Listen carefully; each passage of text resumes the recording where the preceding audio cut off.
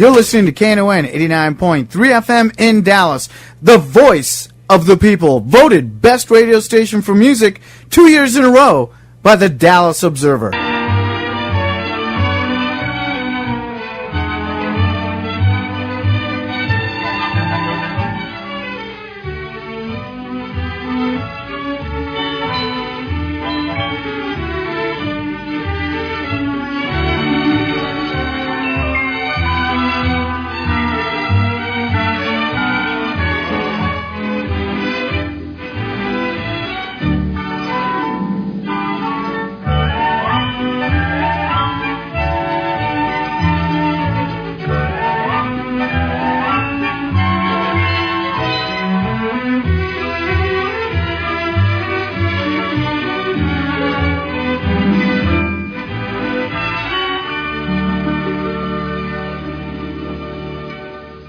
Lambda Weekly. We're the 11 o'clock show. Jim is out today. Clint is out today. His board person. Yeah, I'm talking coherently. We're used to being on at 7 in the morning. I don't know why we're having trouble talking today, but we are. And if you're new to KNON or to Lambda Weekly, we've just moved. We just did moved here on to Saturdays at 11 a.m., but we're now filling in for the wonderful Jim Schutz, who will be, he'll be back today. Next week. He's just off today. We usually have a guest. Our guest this hour is Bernice Johnson. She's going to be talking with us about voting. Good morning. Good morning. Thank you for being with us. It is an honor to be here, but Bernice is way, way too formal. That's like my government name, like my parole officer calls me that and everything. Mm-hmm. I go by V. Okay, V. We can remember that. Yes. But first, yes, before we get into this, we really have something that we have to talk about. Oh, absolutely. It's breaking news. It's not breaking anymore, but we had a big loss here in Dallas yesterday. We did. It was very sad. Are you going to the funeral? I looked at the guest book and I watched the memorial online. Mm-hmm. Are you serious? Yeah. It is. They have a memorial book online? Oh, yeah. The Dallas course. Morning News set up signed the guest book and everything. Oh, wow. It's very sad. Anybody who doesn't know what we're talking about, Big Tex died. Big Tex was burned to a crisp. He went up in flames. He came out flaming. I still haven't heard what started the fire. It's an electrical short in his boot. First they were saying it was an electrical short in the wiring that makes him talk and makes his mouth move. Because that was a problem, which is why his mouth wasn't moving and his hand wasn't waving this year. So there were obviously some electrical problems with him. Wow. But It took him about 5.5 minutes to disintegrate. torch. Yeah. Gone. And then about an hour later, did you see they leaned over the carcass and they had a body bag big enough for him? They did. I did see that. They hauled him away with a tractor. I, for one, was really sad. I mean, it is what it is. I mean, Big Tex, I remember, being a little kid, and if you get lost at the fair, meet up at Big Tex, find your parents at Big Tex. It'll be back next year. I know, that's my deal. Is he truly dead? I mean, is he like a cat? He's got 9 lives. This is the original one. And you know something? This isn't even the original one. No, it's not the original. He's been rebuilt a bunch of times. Yeah. And his clothes are always different. But even the steel skeleton inside that was left, that was built in 1997. So wow. Big Tex will be back. He'll be back. But it was really sad. And they're saying that he's going to reflect Texas much better. So he's going to reflect all the fried food, and next year we're going to get a big, fat, dumpy Big Tex. And I'm looking forward to that. Patty, you were at the fire. I was at Dallas Fire Rescue yesterday morning when all of this went down. And, several people's phones popped, with the news. And, we did the first thing, of course, the big thing was, is anybody hurt? Right. Did anybody get hurt at all? And then once that was Big passed, Tex was hurt. Well, it's Big Tex. But, this non-person persona that we're adoring and mourning. But, after we got past the point where we understood that nobody was injured, then it was just amazing mirth and humor. Right. Especially when we saw the photos of the body being Okay, carried away. so what was the line that they had over at the firehouse? Oh, I saw this online actually. The best comment I saw about this was that they could have put him out, except water was like 30 coupons. Yeah, so they just let him burn, baby, burn. At my job, we started taking requests and dedications, and I started it out with the OJ's Disco Inferno. And then we went to Fire by the Ohio Players. And we just kept the party going. But when I first heard about it, it was someone told me, did you hear South Dallas was on fire? South Dallas? And I was like, Seriously? South Dallas is on fire? Like, okay, whatever. And so they cut on the TV, and all you see is like, the street names. I'm like, well, dang, South Dallas is on fire. What's going on? But yeah, I was really sad about big techs. But it is, oh well, we'll see him next year. We will see him next year because they're going to rebuild him. And the big meme going around is that, we have the technology. We will rebuild. We have the technology. And I'm thinking, paper mache on wire? I hope we have the technology. Yeah, he needs a 21st century update big time anyway. He does. And if Mitt does get elected, Mitt is going to claim he built that. Probably. No comment. Speaking of getting elected, Oh, yeah. the way you get elected is you get votes. That's right. In our second hour at 11 o'clock, our regular hour, Eddie Bernice Johnson Oh, will wow. be here. Yay. We've been trying to get her for a while, and she's in town campaigning, so she agreed to stop by. That's and great. We're excited that Running she's going for to her be here. 10th term. 10th term in yeah, D.C. Yeah. Wow. She has some wonderful stories that she's going to tell us. Yeah, I can't wait to hear Yeah, one of I them. know. But what she wants is for you to get out and vote. That's right. Tell us what you do. V. The voting activist. Be the voting activist. Well, my deal is that I am just a volunteer that went crazy. I mean, just honestly, that's what it was. I have worked, tirelessly in the Dallas County area, also out in Kaufman County, just trying to get people registered to vote. I mean, that is my passion. One of my major things is helping the felons get their right to vote. A lot of people that have felonies on their records did not realize that they actually do have the right to vote if they're no longer on, paper as far as, if they're totally signed off probation and everything. Probation, off parole. Right, off, yeah. If they're totally off, then yes, you can vote. And so in 2008, that was really when I got educated on it. I started going around telling everybody about it, and then from there it just went crazy. And just that's what I do. Just get out. Let's start with that one because there are all kinds of voting things that we're going to be talking about this hour. But let's start with that one to help Patty get back on the voter rolls. Yes, because I've got, piles of felonies, but I'm off paper.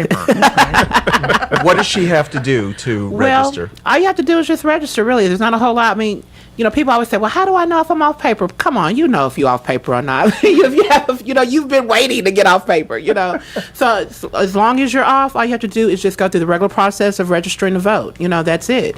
And if you're ineligible, trust me, you will be contacted where you can't do it, but it's pretty seamless. You just go in. Unfortunately, it's too late now to register for this, upcoming general election for regular voters. However, absentee voting you can still get a ballot. You have until October 30th, and I think this is If you're already registered. No, you can still vote. No. I'm saying you have to already be registered to then register for absentee ballot. But you can still do that up until October 30th. And a lot of people don't know that, especially for the parents that have kids that are, in college, out of state, or even in state. If you didn't, register on your college campus or whatever, until October 30th, you can contact election officials and get a ballot sent out to you. And that's really important. Really. And it's really unusual too for a lot of states. You have to provide, you have to meet certain criteria to be eligible to do an absentee ballot. Right.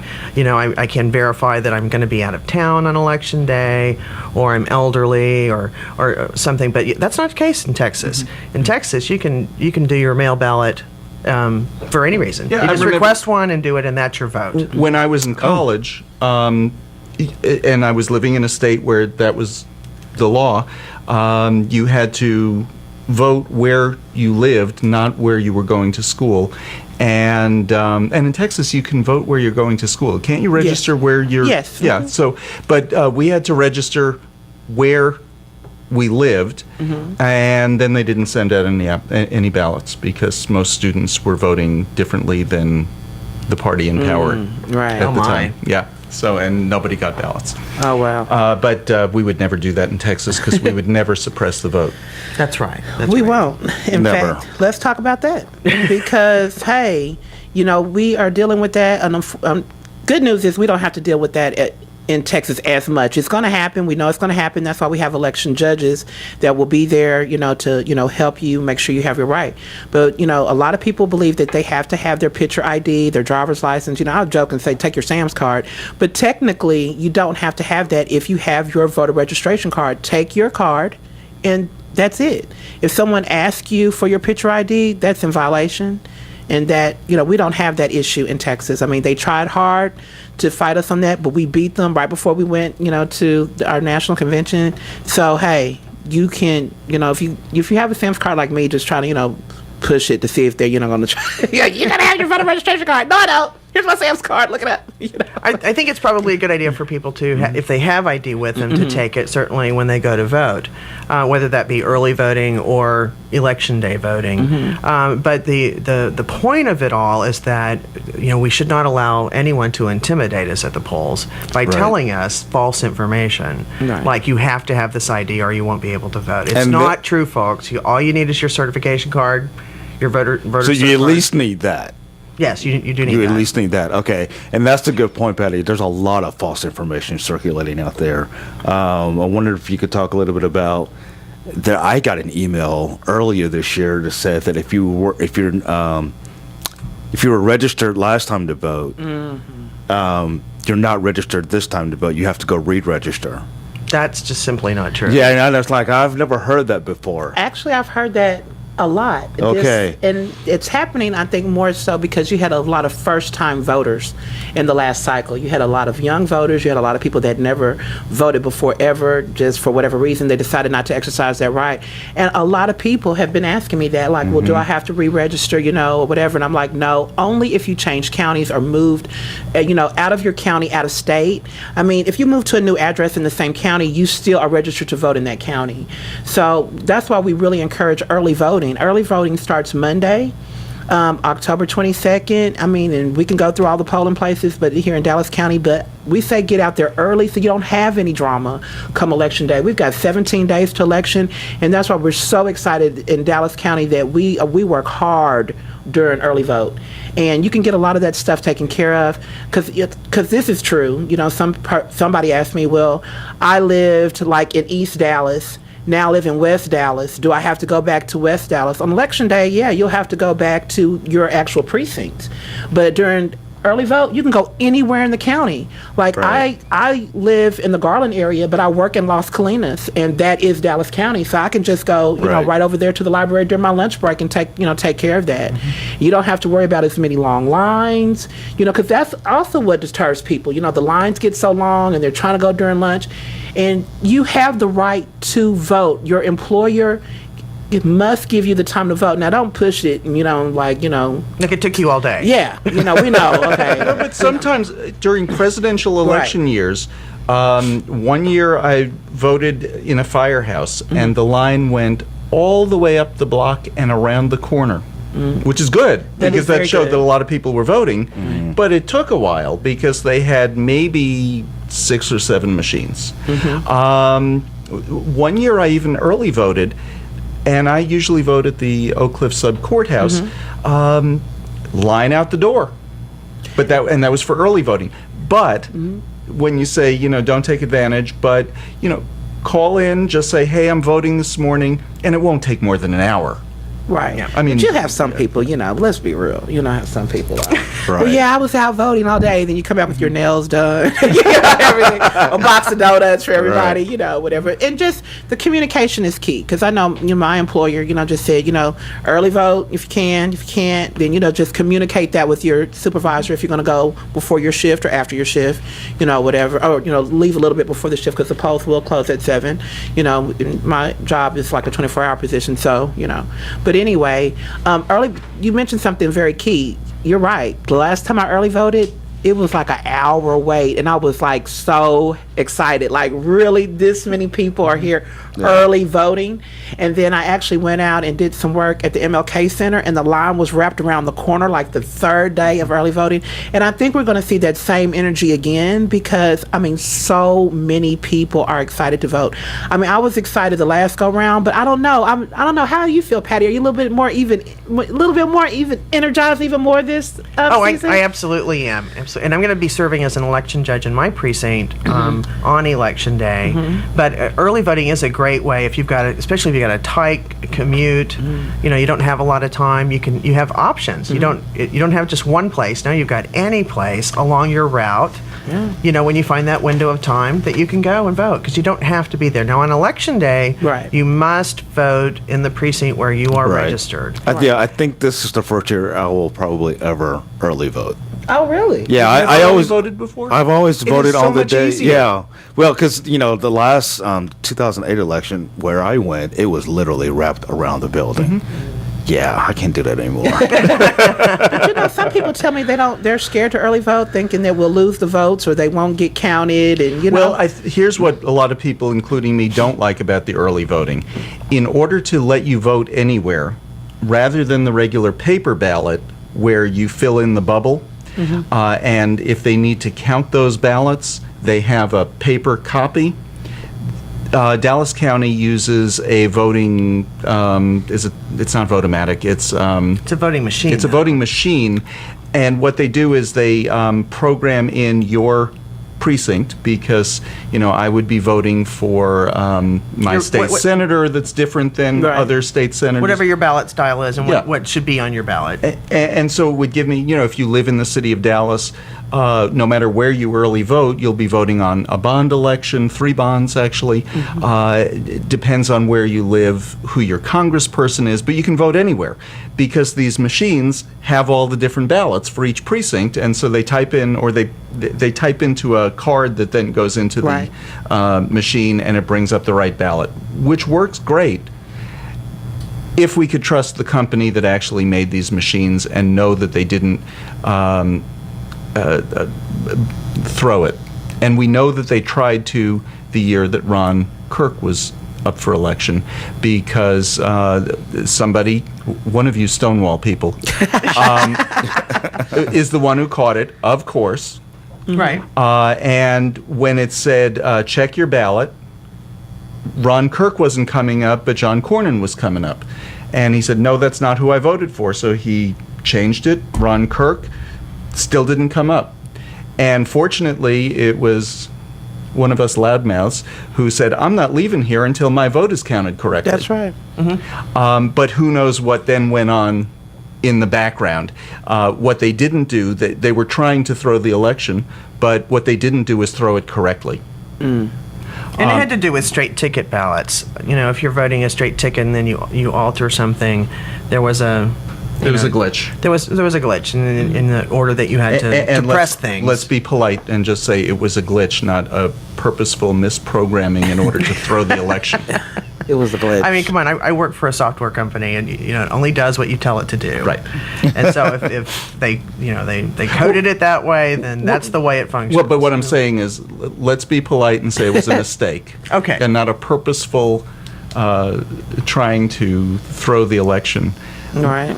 We're talking to Bernice Johnson. She's a voting volunteer activist. I like that. And we're having her on because we are actively trying to get people to vote this election. We want everybody to vote. I don't care what side you're on. Yeah. Everybody should vote.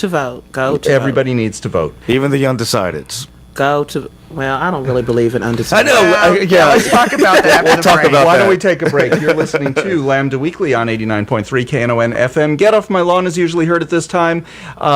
Jim had something to do, so he took the day off. And with our new schedule, he'll probably substitute for us at some point. We're substituting for him today, but we're part of the morning talk show sweep, the new morning talk show sweep here on 89.3 KNON FM. We'll be back with more right after this. You're listening to KNON 89.3 FM in Dallas, voted the best radio station for music for 2 years in a row by the Dallas Observer. Yeah, buddy! It's a brand new morning on KNON with an all-new music format, heard from 7 to 8 a.m. Check it out on your drive to work and get your day started with music. Monday morning features Ranger Rita and the Magic Time Warp, playing music from 1947 to 1962. Tuesdays, it's Everybody's Folk with Ginny Peel at 7 a.m. and the Celtic Music Show at 8 a.m. with Brad Madison. Our all-new format, the KNON Blend, featuring music from all our KNON shows, is heard Wednesday through Friday, 7 a.m. to 9 a.m. Wednesday has Pippin. Thursday, it's Dave Chaos and Bridget Kicks. And Fridays features Christian Lee and Jennifer. More information is at knon.org. Tune in to the all-new KNON Morning Blend every morning, Monday through Friday, 7 a.m. to 9 a.m. on KNON 89.3 FM in Dallas. KNON is the voice of the people, Dallas's most diverse radio station. Want to hear some great Texas blues? KNON has the CD for you. KNON's Texas Blues Radio Volume 5, our latest blues compilation CD to benefit community radio, sponsored by Forever Young Records. This CD features 15 tracks and 60 minutes of great original Dallas-Fort Worth blues from Tutu Jones, Blues Boy Bo, Buddy Whittington, Andrea Dawson, Kirkland James, Sonny Colley, Johnny Red and the Roosters, the Chris Watson Band, the Two Tones, the Rough Cut Blues Band, Jeff Stone and Charlie Love, Dave Millsap, Sirloin and the Ash Kicking Machine, Michael J. and the Paul Bird Band, and JJ and the Detonators. We're only selling 1,000 copies and it will never be reissued. Get your copy now at Forever Young Records in Grand Prairie, Record Town in Fort Worth, and in Dallas at Bill's Records and Rewind Music. The CD is available as an MP3 download at knon.org. All the proceeds benefit community radio, KNON. For more info on Texas Blues Radio Volume 5, visit us at knon.org. Get your copy now and hear some real Texas blues. Your ears will thank you for it. This is Lewis from UT Arlington, and I listen to Lambda Weekly podcast at lambdaweekly.com.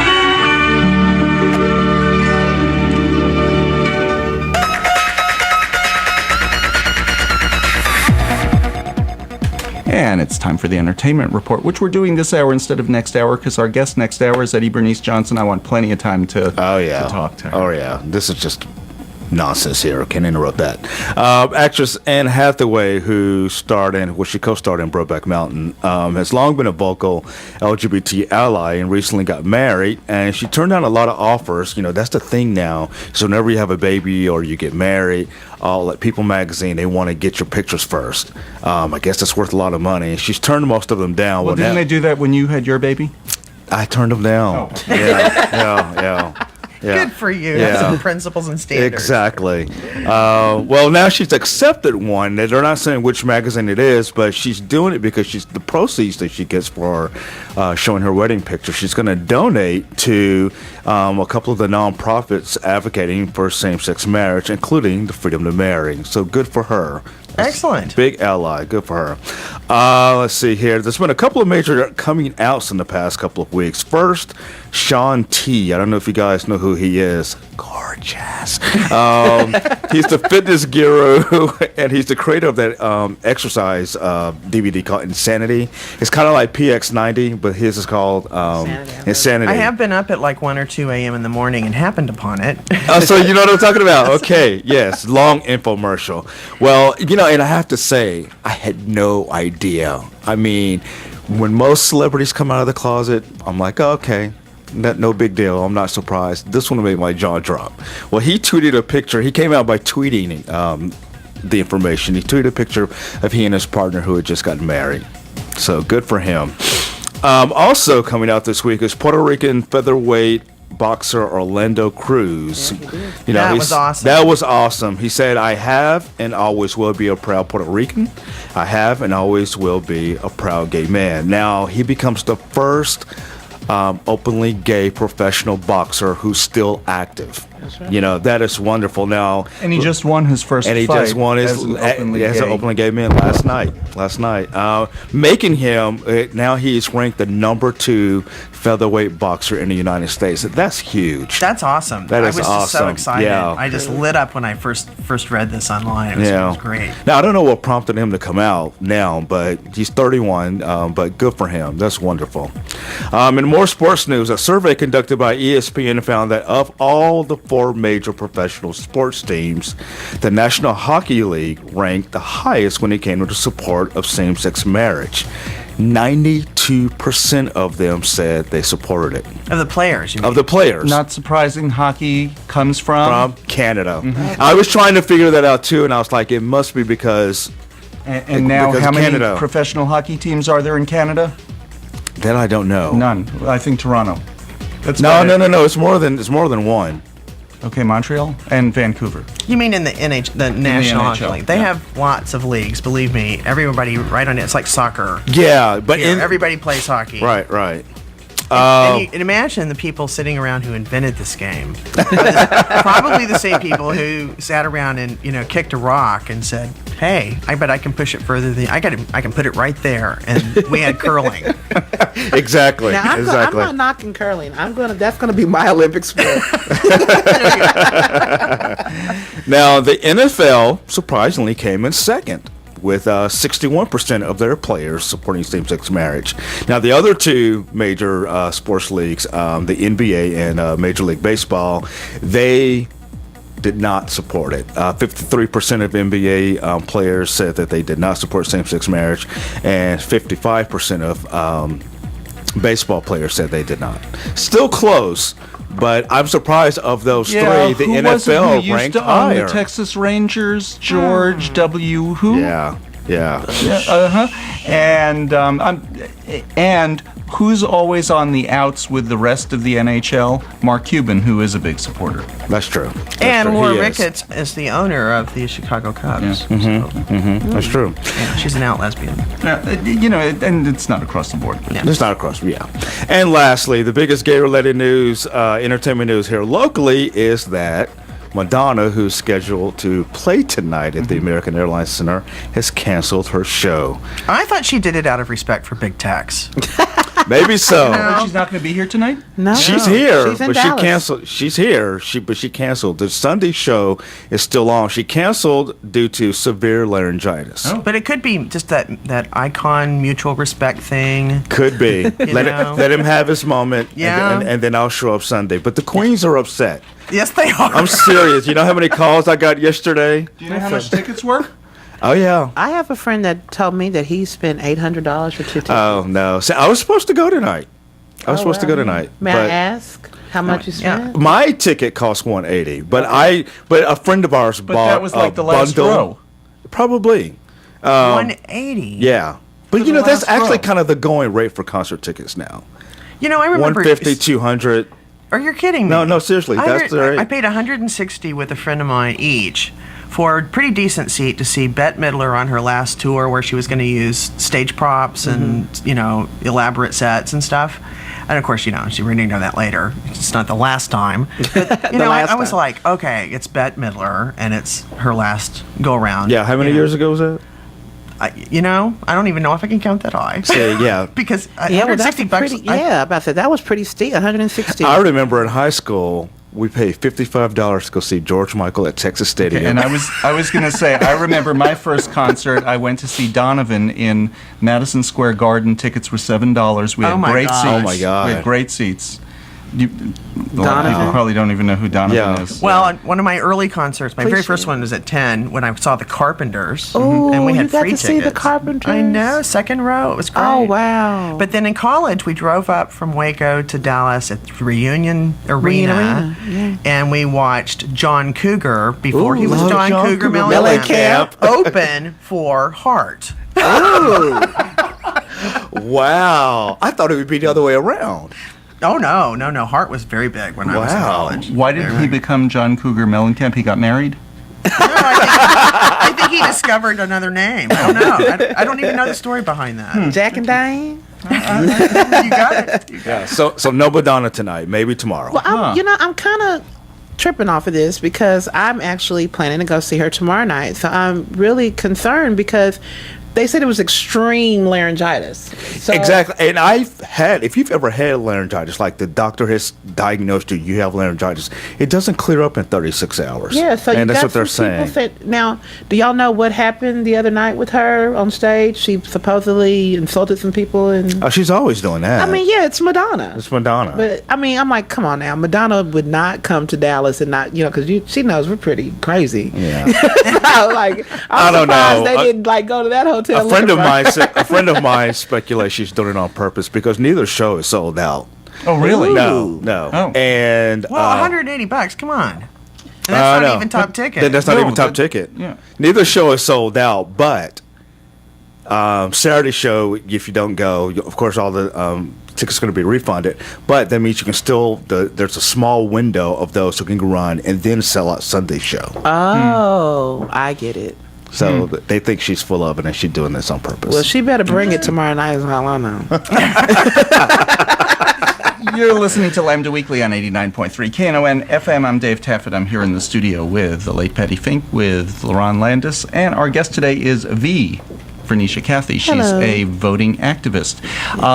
Get Off My Lawn is usually heard at this time. Jim will be back next week. He was just out of town this weekend, so he asked us to cover for him. We're the 11 o'clock show. We're Lambda Weekly, the oldest, longest running gay and lesbian radio show on anywhere in the world. Oh, wow. And we just cover a whole variety of topics. This hour we're talking about voting. Next hour we have Congresswoman Bernice Johnson, who's going to be with us. Yeah, so stick around for that. Yeah. And before we went to break, we were talking about some of the falsehoods, some fallacies out there about voting. And here's another one. This one is huge, people. Pay attention to this. Can you or can you not vote online? Casting an actual vote online? Absolutely not.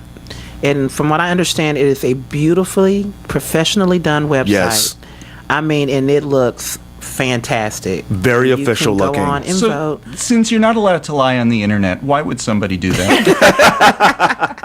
And the sad thing is, people are really thinking, okay, I just voted. I mean, it's not like, Survey Monkey. Oh, so there are actually ballots on this website. Yeah. And it's, from what I understand, I actually, someone, before you mentioned it to me this morning, LaRon, somebody, said it to me a couple of days ago, well, you can vote online. And I'm like, you cannot vote online. And they're like, oh, well, I thought you could. I'm like, no. Whatever. And I thought, she kind of, she and I kind of go back and forth. So I was thinking it's just a joke. But when you mentioned it this morning, and I'm like, wow, so it's really out there. No, it's out there. And it usually... And it's a sham. Yeah, from my understanding, it really gets most of the first-time voters, the 18-year-olds, they've never voted before. And, we do live in an online age. Right. You can do everything online. So why wouldn't they think that they couldn't vote online? Right. And so when you get Do you there... think eventually we'll get to that? Do you think anybody's studying it? Probably, but I wouldn't do it. I mean, I do a lot online, but no. I do the paper ballot every year because I'm there all day, and I'm going to find some tiny window of time where I can go fill out my ballot. Okay, you're an election judge. Yes. Okay, so I had a question.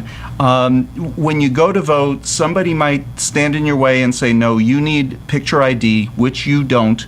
No, that card that you have isn't valid, which if it's your voter registration card, it is valid. If you don't have your voter registration card, but you are registered, then you can use other ID to identify yourself. Yes, absolutely. But isn't there somebody standing in the way? Like, Patty, you're a Green Party person. And let's say, okay, so she's not. I'm just green. Okay, so Patty is Socialist Party. Let's say, let's say there is nobody, or isn't there somebody there from the Communist Party also to balance you? No. And this is what I'm saying, really. Isn't there a Democrat and a Republican at most polling places? There are, and certainly in Dallas County, the election judge for the precinct is appointed by the Dallas County Commissioners Court. So the election judge in your precinct in Dallas County has been selected on the basis of recommendations from both parties. Now, how this works is, depending on your vote for your precinct during the Texas gubernatorial election, How your precinct voted in that election determines which party will control the. So there isn't a Democrat and a Republican. There's an election one judge and an alternate judge, and the election judge is from the party who won the gubernatorial, and it happens to be that my precinct flipped from longtime Republican to Democratic in about 2004. So it's a 4-year when sort most of appointment. of the county did. Right. And, and so the Republican precinct chair in my precinct is the alternate, which is the case around the county. But there is a in this Democrat case. and a Republican Yes. in most precincts. I mean, something could happen that there isn't one. But so if Laurent shows up to vote in his right-wing district, and they don't care for the color of his skin and think he's going to vote the wrong way, there should be a Democrat there who's going to stand up for him if they're trying to prevent him from voting. This is ideally the case. Now, there are some precincts around the county that don't have an election judge already signed up, and there are folks working to get them recruited, to do that service. And you have to take off from work. Let's face it, you have to get some training. Yeah, but you can still get that. You can go to DallasCountyVotes.org and participate as an election clerk, as an election judge where you're needed, as an alternate judge. So you can be there and be part of the process and validate voters, qualify voters to come in, and That's absolutely make sure right. Make sure They're it all having works. a training on Monday, so Right. you still have time to get in and serve as an election judge. Great day to be off If work. somebody's interested in being an election judge or helping somehow in the election, who do they call? DallasCountyVotes.org. You can call Dallas County Elections Department. Yes. And there'll be numbers online that you can call and find out where the trainings are and get the training you need. It doesn't take all that long. You can just devote several hours to it. And one of the things people don't realize, I think, too, is if you work as a clerk and you get trained as an election clerk or as an election judge, you can actually work in early voting and work on election day. And for a lot of unemployed people, this is a great opportunity to serve your community, to help make sure that the process is everything it should be, and everybody gets to vote who's eligible, and you get a paycheck from it. So it's a great way to volunteer your time and bring something in too. You can put that on your resume. Sure. Absolutely. And now we know why Patty does it. It's for the money, right. I take a vacation day from work. I know, right? Get that check. Yes. Is it like the $6 check when you serve on a jury? Well, I was about to say, it's a little bit better than a jury check. Yeah, it's a little bit better than a jury check. Yeah. I mean, you can buy put some cheese on your burger or something. Okay. Because here's the thing, whenever I go to serve on a jury, and I always called, I don't know why, but it gets canceled out, the little $6 check you get, because parking costs $5. Right. And they don't cover that, so. Oh, well, and depending on where you go to, there's an option, I believe, at the county where you can not even never get the money. You just donate it right away. That's true. No, I say I want mine. Send me my check. Parking. Send me mine. It pays for the parking. Give me my money. Yes. Oh, gosh. Why don't we take our break? Okay. Good time to break. I'm Dave Taffet. I'm here in the studio with the late Patty Fink and Laurent Landis. We are Lambda Weekly. Normally, Get Off My Lawn is here, the longest-running lawn show anywhere in Dallas. We're Lambda Weekly, normally heard at 11 o'clock on Saturdays, and we're just filling in for Jim. Jim's going to fill in for us. That's one thing I really like about this talk sweep that we just changed to in October, because it allows the talk shows to help each other a little bit, whereas we didn't before. So Jim will be back next week. We're normally on at 11 o'clock. We're expecting Eddie Bernice Johnson here in the studio in our 11 o'clock hour. Why don't we take our break, and we'll be back with more Lambda Weekly right after this. You're listening to KNON 89.3 FM, the voice of the people in Dallas and Fort Worth, voted best radio station by the Dallas Observer. Business owners, tell KNON's listeners about your business. You can put your business or event on KNON. KNON currently has space available to run announcements for you. Tell KNON's listeners about your goods, services, nightclub, concert, or event. Help keep the voice of the people on the air while putting your information on the air. KNON's been named the #1 radio station in Dallas by the Dallas Observer. Put your business with Dallas's #1 station. Call now for more information at 214-828-9500, extension 227, or extension 233. For more information, go to KNON.org and click on the Run Spots on KNON page. It's a great way for your business to support community radio while letting more people know about you.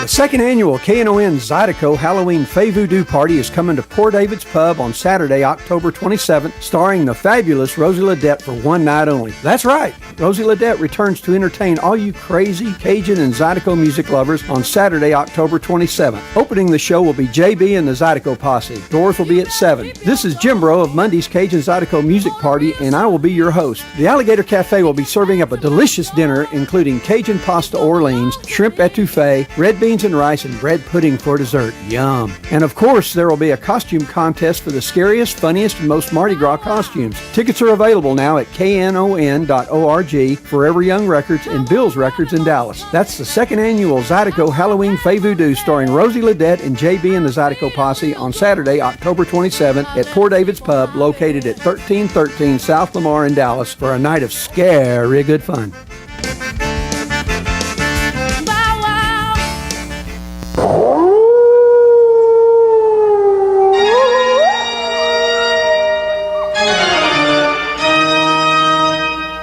Darklings, it's me, the diva of the dead of the Necrotones, here to tell you that Blue Lisa is celebrating the 13th anniversary of her show, Big Texas Blues, with a Halloween spectacular starring the Necrotones in our first reunion show. Now, almost a decade on All Hallows Eve, Wednesday, October 31st. The swing and ghoul jazz and stage show of the Necrotones has always been frighteningly good fun, and we've decided to bring it back from the grave for one night only as per request of Blue Lisa herself. She has such fantastic taste. Also appearing on the bill will be Howlin' K. Smith at 9 p.m., channeling the music and spirit of Screamin' Jay Hawkins. There'll be a costume contest for scariest, most cocktail, and funniest costumes, so start planning now. The place for the musical haunting is LaGrange, located at 2704 Elm Street in Deep Ellum. The doors are at 8 p.m., with Count Rockula providing spooky visuals and music to die for. Tickets are available now at KNON.org, Bill's Records and Good Records in Dallas, and Forever Young Records in Grand Prairie. That's Blue Lisa's lucky 13th anniversary extravaganza, starring the Necrotones with special spooky guest Howlin' K. Smith on Halloween night, Wednesday, October 31st. It's going to be a scream.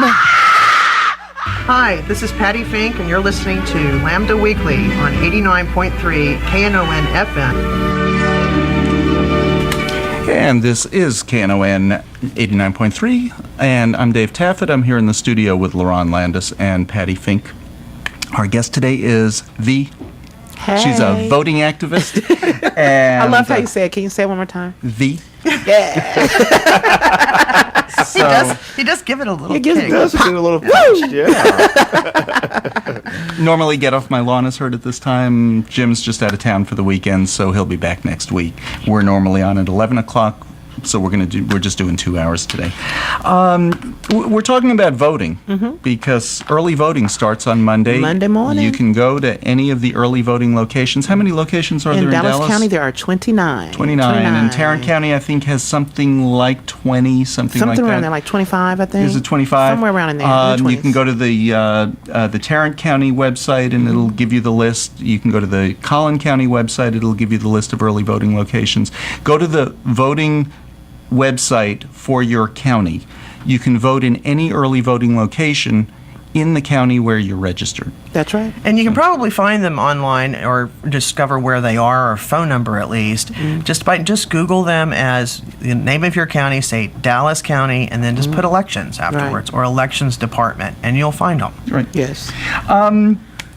There's been a big effort to suppress the vote this year. It has. Billboards all over the country, but not all over the country. No, it's been more in the swing states. Okay. You have a lot of it going on in Ohio and Virginia. Really in Virginia, a lot of the rural areas where it's, asking a lot of questions like, do you have this? Do you have that? They're doing a really good job of getting the word out and letting people know that that is just propaganda. But then you have to keep in mind, too, that some people just don't know. And then when you see a billboard and it does, ask you, well, do you have an up-to-date card? And you're thinking, we talked about not too long ago that, well, no, maybe I don't have an up-to-date card because I haven't voted in 4 years, because we know there's some people only only go to vote in general or national elections. How long does it take when you're for you to be dropped off the rolls? You have to miss 2 federal elections. 2 federal elections. So if you voted in 2008 but not in 2010, you're still on the rolls. Yes, you're still on. If you didn't vote in 2008, didn't vote in 2010, you're gone. You would be on suspense. Right. That would mean that if you did not vote in this election, you'll be removed from the rolls. Okay. Yeah. So you have. Oh, okay. So yes, and I've had people calling me and saying that too. Like, I'm finding out I can't vote, and I'm like, yes, you can vote, and they just don't understand the terminology. So that's why I'm grateful for you to let me be on the show this morning, and we get the word out and let people know. But thank goodness we haven't had the billboards. But on a lot of the shows, a lot of the big news shows have been talking about these huge signs, and they're in neighborhoods like strong African American neighborhoods or in rural areas. I forgot what they say, but it's really insidious. I can't remember. I mean, one of them, I know Al Sharpton talked about one of them, so I know it was very in the African American community in Virginia, and it was saying something like, it was very crazy, like DNA results, voting, like all together. I mean, it was something very crass. But some of them are even just. Voter fraud is a crime. Right. Oh yes, and it's a felony. You'll go to jail, and it has like and it has like a group of people. Right. It has Very a group of threatening, people. It's a group of African Americans. With one of them actually had a hood on, and they're shackled up together, and it's like this is not a misdemeanor; it's a felony. And then another one did say something about DNA results. You can't get DNA results and voting results at the same time. Something crazy. Who owns most of the radio stations in this country, but not ours, and who owns half of the billboards in this country, they came to an agreement with, I'm not sure who, maybe one of the attorneys general or somebody like that, and because they're being implicated as part of this fraud. Right. Yeah, they put it up there. They took money to put it up there. Right. So they've put up new billboards in a lot of these areas that now say voting is a right, not a crime. Interesting. Which is a nice resolution. Voting is a right, not a crime. But what's frightening to me, and we were sort of talking about this earlier, is I call them LOFOs, the low information voters. The LOFOs out there that have maybe one snippet of information in a breeze going by of all kinds of information, and they catch one little random snippet, and that's what influences their vote, because they don't pay attention, they don't tune in, they don't go out and find information. It's just whatever floats by that they happen to hear and latch onto, and then they're going to go vote based on that. Right. And I think a lot of people, if that one little piece of information that they looked up and saw that billboard and said, oh well, maybe I shouldn't vote, or I don't have a right to vote, or whatever, and then so they stay home. That's the fear. That's the fear. But we have LOFOs on both sides. Oh yeah. We do. On all sides, because I like that term too. Can I borrow that? Sure. You bet. You bet. And I think we have a lot of them. And then we have these crazy people who are tuned in. They're paying attention, but they're still undecided. Well, see, that's the thing. I don't think they are paying attention. And it really doesn't matter. Seriously, if you're voting for Romney or voting for Obama, that's not the issue. But if you're undecided, you clearly have not been paying attention. And I just don't. Well, what is it that you're undecided about? I know that's what I say. I have a hard time believing that people are undecided. I mean, you know what you're gonna do. I mean, you may not want to own up to it. You may be, for whatever reason, embarrassed or whatever. But and I know it's people out there that don't like to talk about their politics, and that's fine. Undecided is the wrong word. I think they don't like either one. That could be true. Okay, I'll like could be that. true. That could be true. And I can really because I accept can't that. believe they're undecided. Yeah, what are you undecided about? There is a clear choice. I mean, seriously, it's no pun intended, but it really is like black and white. That was perfect. That was perfect. It really is. I mean, there's not even... Now, it's like, again, I'm just using this as an example. When Hillary and Obama were going against each other, I could totally see why people were undecided down to the wire. I was down to the wire. And you were. Too. And down on... Because on paper, they were almost identical. And I was happy. Honestly, I was happy with either one of them went forward, and we would win the election, and we would, have an impact on this country. That makes sense, but Obama and Romney, what are you undecided about? I mean, really, especially after the last debate, because I guess I'm that binder thing, Binders full of women. Binders. I got these binders full of women, and just started looking, and we're just finding people. I was like, really? Are you serious? A binder full of women? Yes. When LaRon and I were doing the show, we had lost our co-host, and so we pulled out our binder. But we had a binder full of lesbians. Yes. And Patty was on the front page. Yep. Well, we did any, mini, money, chicken, and we landed on Patty. She was the front of the binder, and here she is. And that's how it started. That's how it started. It really strikes me as odd as that this guy has been in business all of his life. He claims, and he claims to have all of just move fluidly through that high-powered corporate world, and then this great patriot of Massachusetts. Where he was seeking to be governor, even though he had homes in Utah and Michigan, but he was devoted to Massachusetts. All of that exposure and experience, and he didn't know one eligible, outstanding, highly competent, highly That's right, accomplished. And neither do LaRon and I. Wow. Well, we understand why you need a binder full of women. Binder full of lesbians. But what killed me, it was how easily it flowed off his lips. I mean, that's how out of touch I feel that, that candidate is. I'm just like, wow. I mean, just like, I got this binder full of women, just like when he rolled right into the whole AK-47 thing. And I was just like, really, dude? So, this is his gun policy? Yeah, so no more single parent homes. So we can keep the AK-47s off the street. Mm-hmm. And I was like, okay. I mean, but what I liked about that one was right after blaming the parents for violence that kids commit, one of his kids threatened Obama. And I'm still to punch him in the face with his fist. You want to punch him in the face. And I mean, okay, so what was the resolution on that? Did he make a public apology or just no? No. They're trying to just bury that one. Yeah, because I saw that on the news and I was like, there's nothing that they could say that would make that one. Well, his name is Tag, so I guess you wanted to go tag the president. I mean, I don't know. Well, what was crazy about that too was that his rationale for not having done so when he wanted to so badly, because the Secret Service. The Secret Service were in the way. I'm like, hello, maybe it's because it's the president of the United States. You shouldn't be doing blatant it. disrespect. But I want to go one step further. Want to go one step further, and the other guy also is running for president, and we wouldn't think of doing that. Exactly. That's not a normal, sane, civilized reaction. It's just not. It's scary, is what it is. Okay, talking about civilized. What's True the Vote? True the Vote is an effort organized by Tea Party members, and I believe they're based in Houston, and they're going to be out on Election Day and in early voting locations around the country. Basically, their effort, they say, is to true the vote, to keep it, only those voters that are eligible voting, but really it's to scare the vote. It's suppression tactics and scare tactics to keep people away from the polling location. So what are they be determined on your be route vigilant. to the election location, whether you're doing early voting or what can you do about somebody day. who's standing outside your polling place? You're an election judge. Can you do something? Oh, it's an election judge.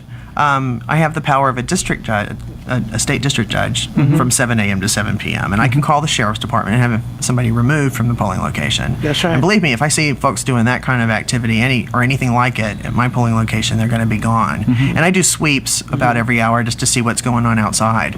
Yeah, they can't come inside. They cannot come inside. You have to be so many feet back, and that's like even notice, which is another funny thing that people, last election they were thinking, there's this thing out where you can't wear an Obama shirt or you can't wear a Mitt Romney shirt into the polling location. Okay, that wasn't just brought up. I mean, that you cannot. It's always been. Yeah, it's always been. It was not just created last cycle against President Obama. You actually can't even bring a piece of paper in with all of your choices written on it.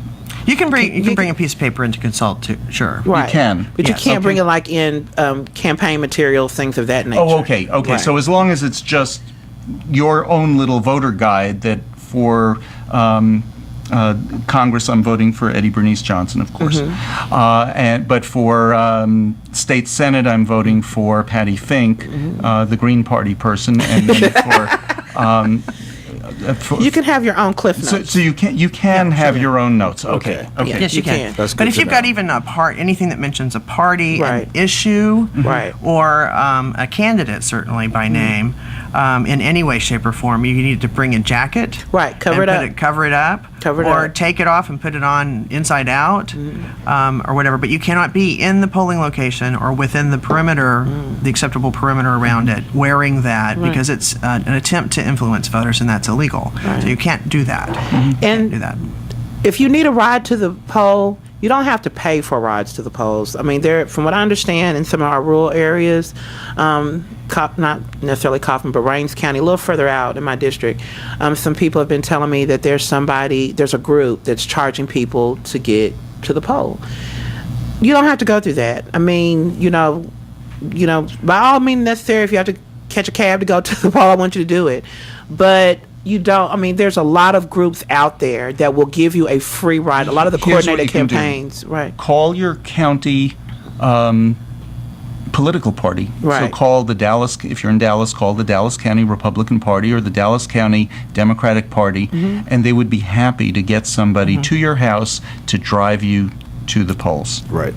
Now, if you would like to be a driver, if you just want to volunteer a few hours, and you don't have to be a driver all day, you can be a driver for The 2 morning, hours. or 2 hours, yeah. And then I say just be your own activist. Again, call your local Democratic Party, Republican Party, tell them that you're volunteering to drive people to the polls, that you're free from 8 to 10 in the morning. Right. Whatever. And as I said, become your own activist. I mean, you know the people in your neighborhood that may be elderly or may, have reasons, car broke down and things like that, and they want to be able to come vote and they don't have the opportunity.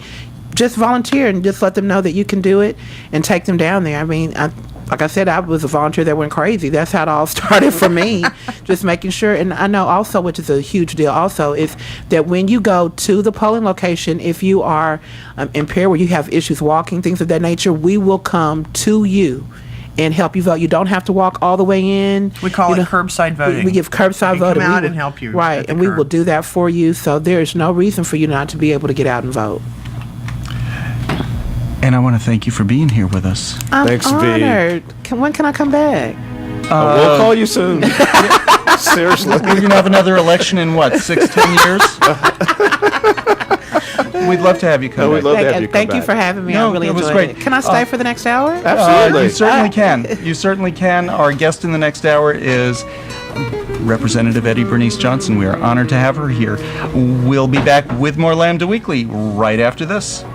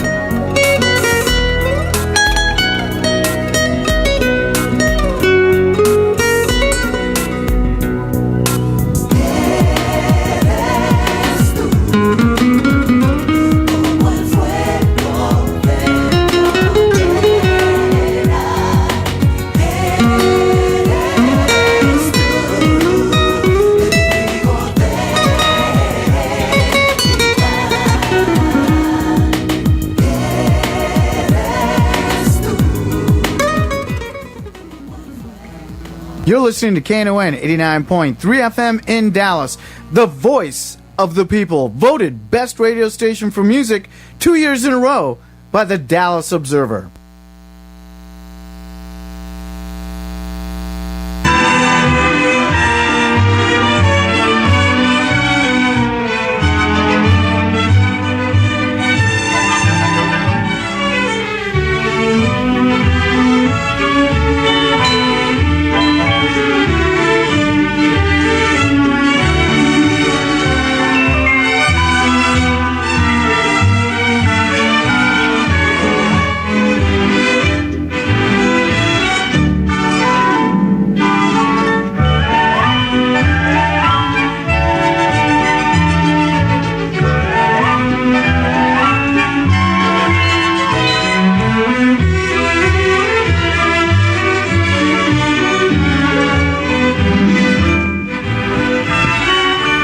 Good morning and welcome to Lambda Weekly. I'm David Taffet. I'm here in the studio with the late Patty Fink and LaRon Landis. Still alive, You're still alive. You're still alive. Patty's.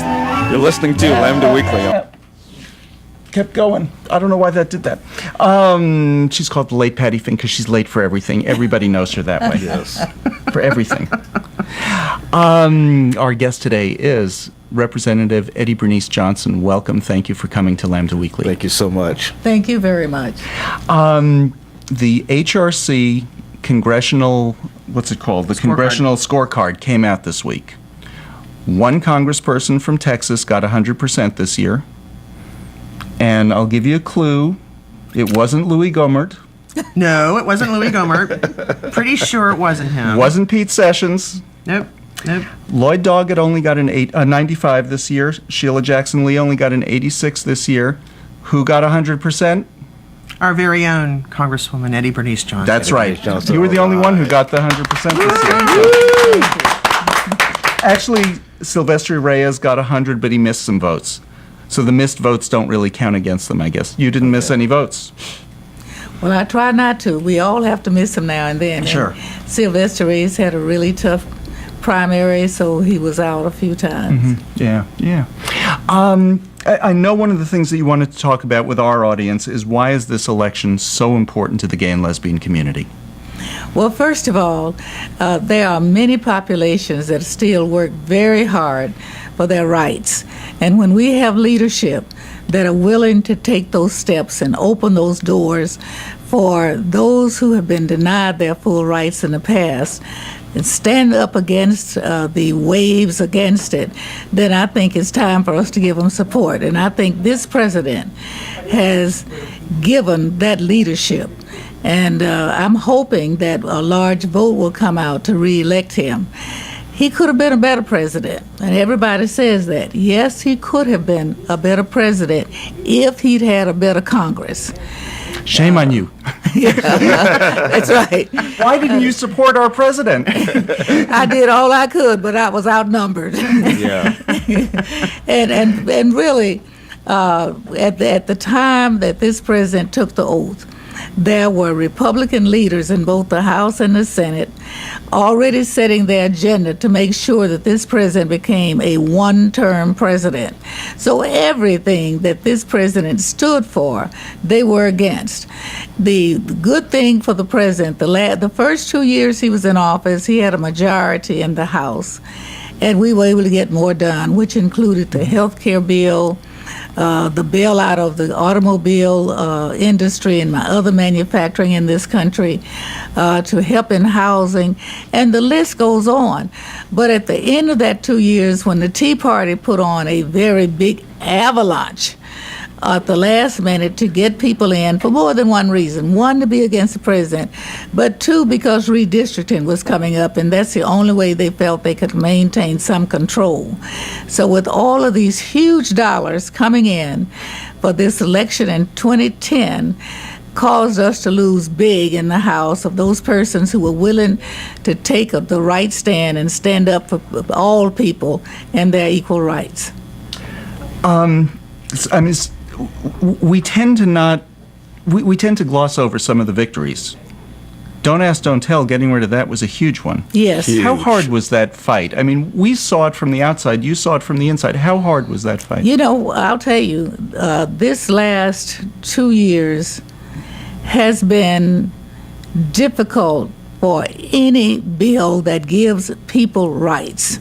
And that was a difficult one. I remember we worked the floor so hard in many of those issues that all of us end up crying when we finally were able to get a victory, or if we narrowly lost it.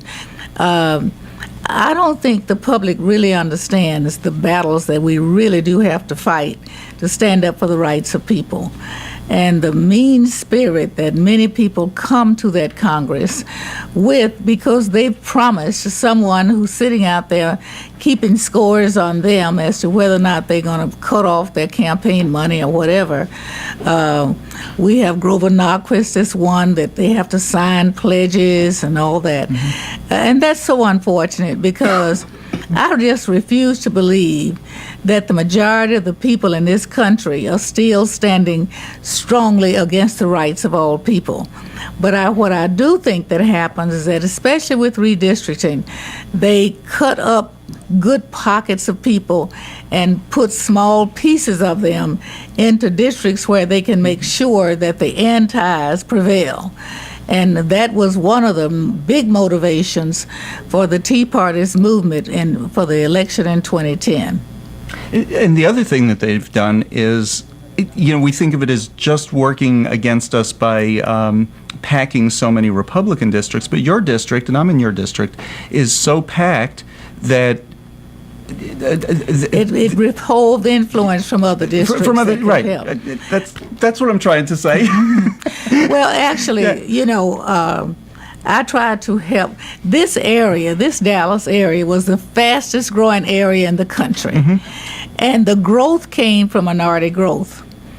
And so when we started to look at redistricting, it was very easy and very clear that there could easily be another district that can elect an African American and one that would elect a Latino. And we sent those maps in just as we were asked to do, only to find that they totally ignored and almost worked the opposite. Now, in my district, I have been able to win in districts that had 28% African Americans.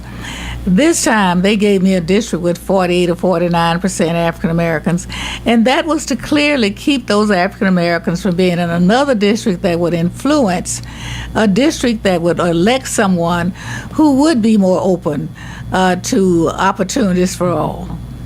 This was my experience with redistricting that goes back to Tom DeLay. So this was like 2002, I guess. I lived right on Belmont Street in East Dallas at the time, and that street was the dividing line between your district and Pete Sessions. And for 2 miles, the district line went down that street around my house. My next-door neighbors were in Pete Sessions' district. I was in your district. I was delighted. I wanted to be in Pete Sessions' district, but around my house, not even around our block, around my house. That's the extent of the ridiculousness of the redistricting. Yes, the first district that the House, the Texas legislature brought out, had removed my house and my office from the district. And what we found is, and that's what really proved the discrimination, what we found is that in San Antonio, they took Charlie Gonzalez's district office out. In Houston, they did the same thing to Al Green and Sheila Jackson Lee. But it did not happen with Republicans. As a matter of fact, once the court subpoenaed the emails that went back and forth, they showed where they went out of their way to put certain things in individual districts. Representative Marchant, for example, requested that his granddaughter's school be placed in his district, and they were able to do that. But they could not avoid leaving my house and my office in my district because Pete Sessions wanted to pick up all the new development improvements in downtown Dallas. Didn't do a thing to get them there. I had worked continually to make sure that we had those improvements. Got brownfield money that started the American Center and all of the DART lines, all the improvement, the buildings that have been renovated downtown to remove all the asbestos and what have you, including the old post office. All of that was my work. Now that it's done, he'd like to have it all in his district. Well, that'd be nice, so you can give it to him? Yeah, well, I just couldn't believe that it would be that bold. But once we pointed that out to the court in San Antonio as well as Washington, D.C., could determine very easily and very quickly how this was a design discriminatory lines that they were drawing. Okay, here's one of those things that I really find interesting. Downtown Dallas is your district. Yes. But Pete Sessions, he starts a mile or two from downtown. And who else is in Dallas going east? Jeb Henserling. Oh, okay, Jeb Henserling. My esteemed congressperson who basically refuses to take my questions in those little town halls. Right. But here's my question. Isn't it in all of your interest to have a strong downtown? Yes, it is in all of our interests. It's in all of our interests to have a very strong transportation system with the increased population. But let me just assure you, I can identify one occasion where Pete Sessions responded to my request, and that was back in 94, 96, when I went to him because I had put authorized all of the money that we needed for the Trinity and the levees and what have you. And it went to the Senate, and the Senate just cut 20% off the top of everything. I went to Senator Kay Bailey Hutchinson and asked her if she could help restore it. And she said to me, well, I just have a little bit for the rest of the state. I went to Pete Sessions and asked him, and he said, well, I'll help you if you never have a press conference without calling my name. And I said, I don't have press conferences, but anytime that anybody asks me or anything I have to say about this Trinity, I will say that you helped to restore this by authorizing $2 or $3 million out of your amount that you could authorize. And since that time, he has taken credit as if he has done so much. And that's the only time that I've known anything that he's worked toward improving this area. But he wants all of downtown now. As a matter of fact, 10 years ago, he wanted all of Irvin that I had and downtown. So I told him, stop at the city limit line of Irvin. You can take Irvin, but please leave the rest of it alone. I was busy doing a lot of work in there, which included the DART lines, a lot of the highway improvement, the infrastructure and renovation of old buildings all downtown. I said, I really need to continue so that I can get some of these projects completed. And so he did stop there. This time he was going to take it all the way down to 30 in order to just take all the improved areas into his district, which he had absolutely nothing to do with. And even when you go ask him, he's not going to help you do anything like that. I've had his own constituents to come to me for help after he refused to help them. Oh my gosh. Which doesn't surprise me. Why does he want that area? They're not going to vote for him. That's what I don't understand. Not only that, lines are based on population. And the population growth did not center on downtown. Most of that growth was north and northeast, as well as a little bit northwest of downtown and the mid-cities. And so I pointed out to the court that I don't know what he's looking for by coming down to try to take the American Center and all the Arts District and all of downtown, because those were not residences for the most part. There's some high-rises, but if you counted everyone down there, you couldn't get to 100,000 people. And so I said, the population growth is in another direction. So it must be some other reason that he wants to dislodge my office and my home to put in his district. So the court just promptly instructed that they be put back into my district. But he shaved as much of it off as he could. Now, where does your district actually fall? Are we in your district here, or is the cutoff somewhere between here and your office? We're both on Maple Avenue. Yes. My office on Maple Avenue is still in the district. It cuts off just before we get to the park. Oh. It used to include all of that and all of Oak Lawn, and now he cut that off. And in order to take the Turtle Creek area, I went over to the Highland Park city limits, and he took anything north of where Turtle Creek comes in there. He took that this time. Yeah. Well, this is the guy who famously said at one point, "There are no gay people in my district." Right. Oh, yes. And you just really, I think when people say things like that, there's nobody in this country who can say what the desires and habits of every person in their districts. I think when people say that, they don't want to acknowledge the presence of people. They want to ignore them. So they pretend that they don't see them or they will not acknowledge them.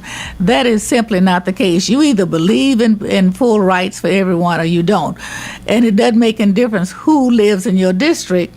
Because we are not going to go from door to door to take sexual preferences and not even color or how many are mixed and how many are Latino, how many got a black mother and a white father or vice versa. It is a matter of whether you stand for the rights of people. I want to talk a little bit about health care, and then we need to take a break. The health care law is slowly coming into force. Too slowly as far as I'm concerned, but it's coming in very slowly, but different pieces are being put in place. And you're an expert in healthcare. You started your career as a nurse, and you worked in the Carter administration as regional director of Health and Human Services. It wasn't called that then. Yes, Health Education Welfare. Health Education Welfare, right. Changed since then, yes. But what's coming next with the health care law? Do you know? Well, starting next year and in 2014, the part of it will come into play where it requires people to have health coverage. And that's where a lot of the question has come, because what you have to understand is in healthcare, the insurance companies have totally dominated the picture of healthcare coverage. They have charged young, healthy people for their insurance, and they didn't mind insuring them. As people got older and needed prescription medications or needed more health care coverage, the use of what they'd been paying for all those years, they wanted to drop them. And so they started to put lifetime caps. After a certain age, they dumped everyone over into Medicare at age 65, so they wouldn't be the first payer there, no matter how long you've been paying health insurance. They put a cap on how much they'd spend on a person's illness and would just automatically drop them if they got to that cap. If they were diagnosed of having a long-term chronic illness, they would drop them, or they decide that it was a pre-existing condition. When young people were in the policies with their parents, as soon as they got of age, they dropped them out. This Insurance Act allows young people to stay with their parents' policy until they're age 26. And I think that since we had so many young college people graduating, couldn't find jobs, that was one of the major rights that was restored during this bill. Actually, nobody is concerned about doing away with this bill, but those who acquiesce to these insurance companies. You can almost equate the contributions from insurance companies to the opposition to this health care bill, because the health insurance companies had always been the receivers and hardly paid out anything compared to what they took in. And no competition. When you get the various nonprofit organizations operating in these states where the state refuses to implement certain portions of this law now, then you will see that people can afford health insurance at a lower cost because there's competition. When there's no competition, these companies can charge whatever they want to charge. They have virtually been in charge of people's health by determining whether or not they were going to honor a premium, honor coverage, or stop it whenever they got ready, or whether they would look to, and the other provision that's seldom talked about, there's also a provision that after they have so much gain and so much profit, they now must have open records to show that kind of profit, so that a percentage of that can be put back into the program to help people that cannot afford it, or people they will not insure on an individual basis. The easiest way to get health insurance is to be on a regular job with a big company and be young. I'm going to do that third one. Yeah. Right. I'm going to get you. We need to take a break. You can recover your voice while we're taking our break. Okay. This is Lambda Weekly on 89.3 KNON FM. I'm Dave Taffet here in the studio with the late Patty Fink and LaRon Landis. Our guest today is Representative Eddie Bernice Johnson. We'll be back with more right after this. You're listening to KNON 89.3 FM in Dallas. Voted best radio station for music for 2 years in a row by the Dallas Observer. It's a brand new morning on KNON with an all-new music format.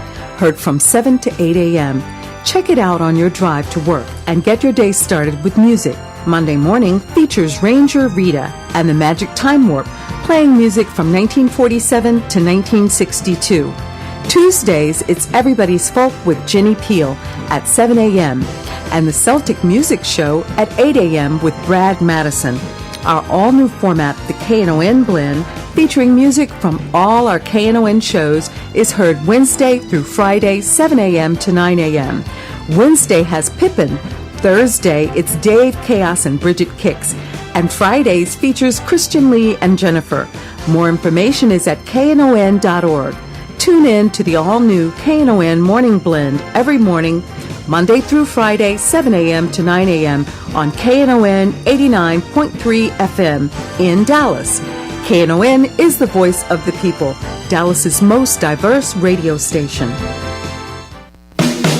Want to hear some great Texas blues? KNON has the CD for you. KNON's Texas Blues Radio Volume 5, our latest blues compilation CD to benefit community radio, sponsored by Forever Young Records. This CD features 15 tracks and 60 minutes of great original Dallas-Fort Worth blues from Tutu Jones, Blues Boy Bo, Buddy Whittington, Andrea Dawson, Kirkland James, Sonny Colley, Johnny Red and the Roosters, the Chris Watson Band, the Two Tones, the Rough Cut Blues Band, Jeff Stone and Charlie Love, Dave Millsap, Sirloin and the Ash-Kicking Machine, Michael J. and the Paul Bird Band, and JJ and the Detonators. We're only selling 1,000 copies and it will never be reissued. Get your copy now at Forever Young Records in Grand Prairie, Record Town in Fort Worth, and in Dallas at Bill's Records and Rewind Music. The CD is available as an MP3 download at knon.org. All the proceeds benefit community radio, KNON. For more info on Texas Blues Radio Volume 5, visit us at knon.org. Get your copy now and hear some real Texas blues. Your ears will thank you for it.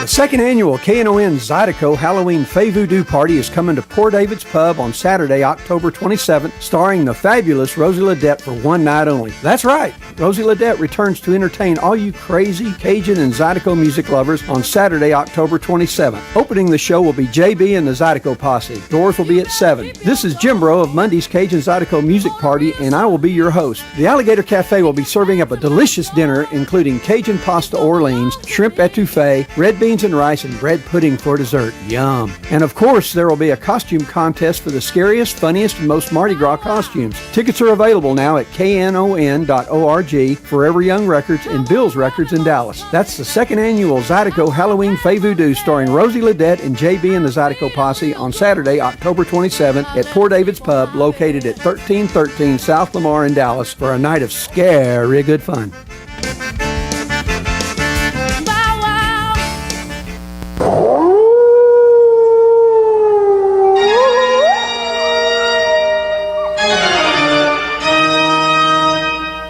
Darklings, it's me, the Diva of the Dead of the Necrotones, here to tell you that Blue Lisa is celebrating the 13th anniversary of her show, Big Texas Blues, with a Halloween spectacular starring the Necrotones in our first reunion show. Now, almost a decade on All Hallows Eve, Wednesday, October 31st. The swing and ghoul jazz and stage show of the Necrotones has always been frighteningly good fun, and we've decided to bring it back from the grave for one night only as per request of Blue Lisa herself. She has such fantastic taste. Also appearing on the bill will be Howlin' K. Smith at 9 p.m., channeling the music and spirit of Screamin' Jay Hawkins. There'll be a costume contest for scariest, most cocktail, and funniest costumes, so start planning now. The place for the musical haunting is LaGrange, located at 2704 Elm Street in Deep Ellum. The doors are at 8 p.m., with Count Rockula providing spooky visuals and music to die for. Tickets are available now at KNON.org, Bill's Records and Good Records in Dallas, and Forever Young Records in Grand Prairie. That's Blue Lisa's Lucky 13th Anniversary Extravaganza, starring the Necrotones, with special spooky guest Howlin' K. Smith on Halloween night, Wednesday, October 31st. It's going to be a scream. This is Alex Hanselka, and you're listening to Lambda Weekly on 89.3 KNON FM, Dallas. And this is Lambda Weekly, the oldest, longest-running gay and lesbian radio show anywhere in the world. Welcome, Representative Eddie Bernice Johnson, to the longest-running, oldest, gayest show in the world. Thank you very much. We're delighted to have you here.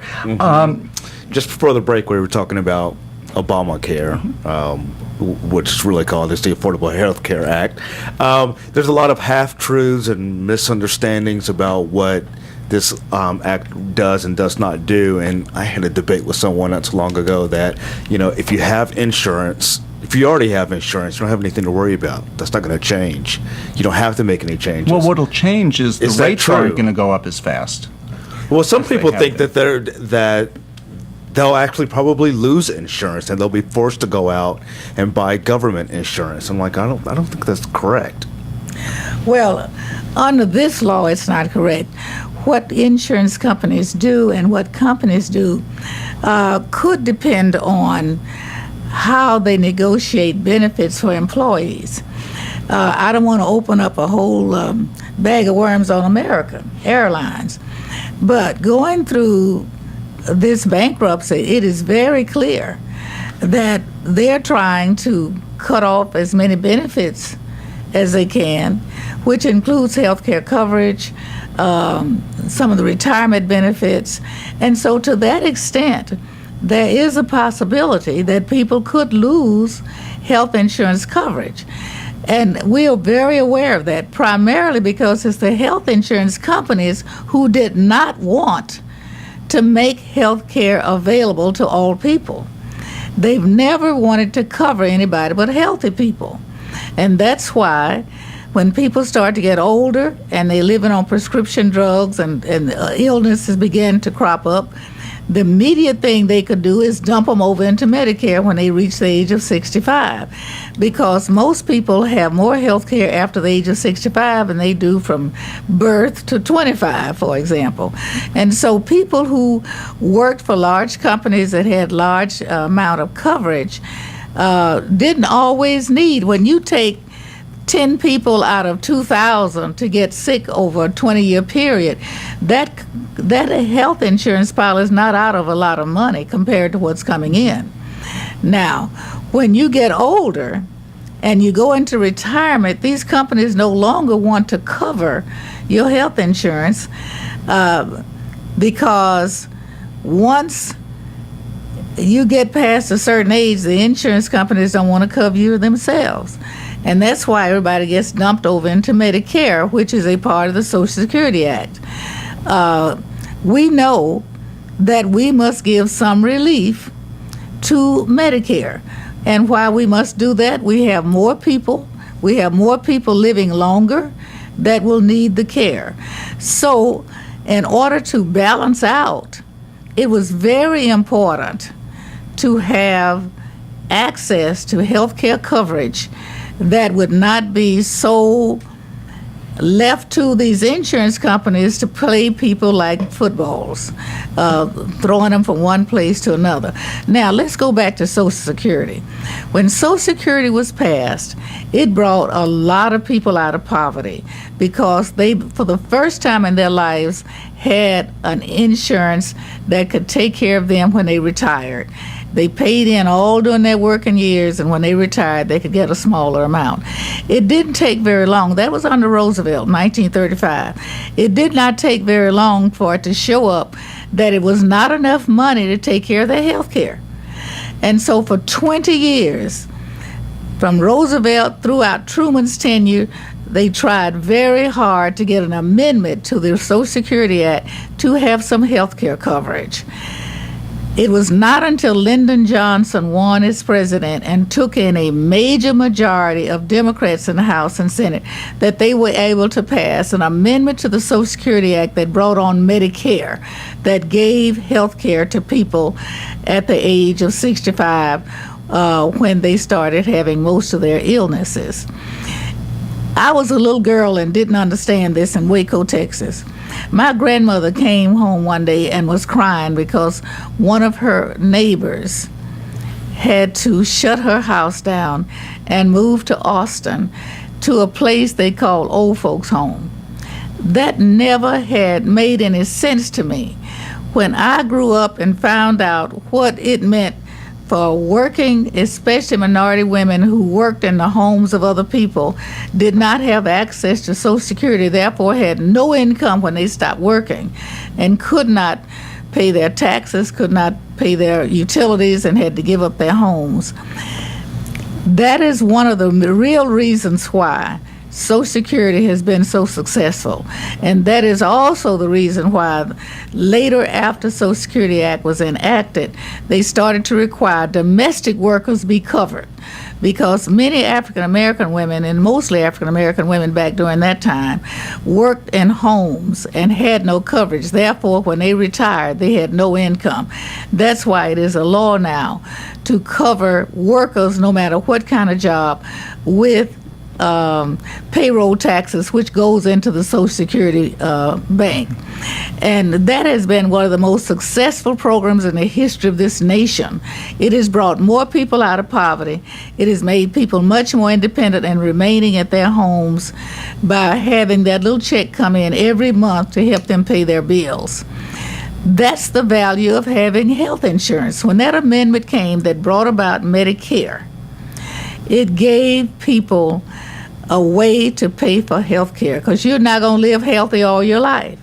As you get older, you have ailments. So that came. Then we looked up and children didn't have coverage.